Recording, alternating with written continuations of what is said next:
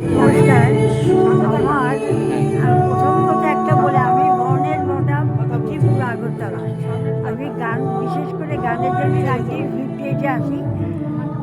আমার বাড়ি, আমি বছরে 2-3 বার যাই, কিন্তু গানটা আমার মেইন কলকাতায়।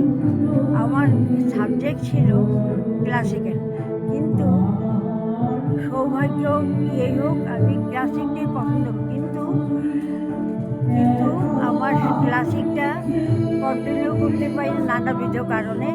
আমার রবীন্দ্রসঙ্গীতটাই সাবজেক্ট হলো। রবীন্দ্রসঙ্গীতের হাতে খড়ি আমার মায়ের সেলে গেছে, এবং মায়েদের জন্য আমি দেবব্রত বিশ্বাসকে পেয়েছিলাম। কারণ আমি তো এখানে বটাপ নয়, কাজেই ও অনেক গোষ্ঠী শুনি। তোমাদেরটা শুনলাম আমি কয়েক মাস আগে, যে এরকম একটা ওইটা আপনাকে চাইছি।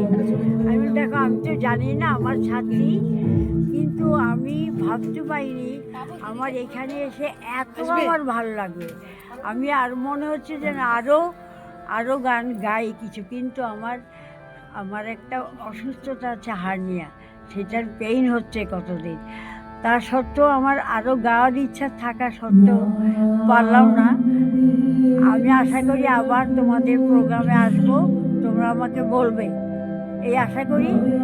আর কিছু বলতে চাইছি না, এইটুকুই বললাম। যেমন তোমাদের, আমার সবাইকে আমার এত আন্তরিকতা, এটা খুব কম পাই এখানে যা পেলাম। হ্যাঁ, নমস্কার।